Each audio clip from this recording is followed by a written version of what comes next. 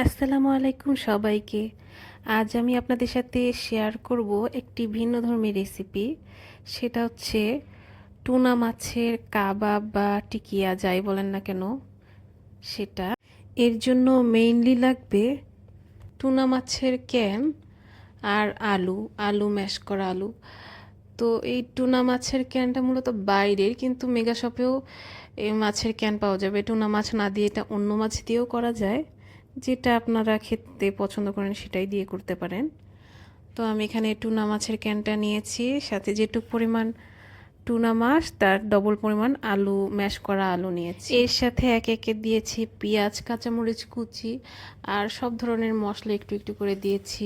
হলুদ, শুকনা মরিচ, ধনিয়া, জিরার গুঁড়া, স্বাদমতো লবণ, ধনিয়া পাতা কুচি, এগুলো সব দিয়ে ভালোভাবে মাখিয়ে নিতে হবে।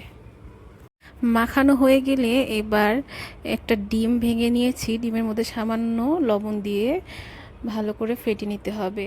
আর সাথে নিতে হবে ব্রেড ক্রাম্ব বা বিস্কিটের গুঁড়া যাই থাকে। আমি টোস্ট বিস্কুটের গুঁড়া নিয়েছি। এবারে পছন্দ মতো শেপ করে ডিমের মধ্যে চুবিয়ে তারপর বিস্কিটের গুঁড়ার মধ্যে মাখিয়ে নিতে হবে। আমি প্রথমে আগে সমান করে ভাগ করে নিচ্ছিলাম, তারপর ডিম এবং বিস্কিটের গুঁড়ার মধ্যে মাখিয়ে নিচ্ছিলাম। এভাবে মাখিয়ে আমরা ফ্রোজেন করে 2 মাসের মতো রেখে দিতে পারি।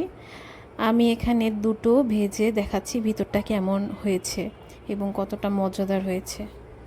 ভাজার সময় তেলটা গরম করে নিয়ে একদম মিডিয়াম থেকে লো হিটে করে ভাজতে হবে, না হলে কিন্তু উপরটা পুড়ে যাবে, ভিতরটা অতটা ভালো লাগবে না।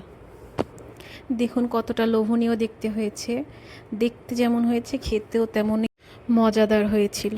এভাবে আপনারাও চাইলে করে রেখে দিতে পারেন।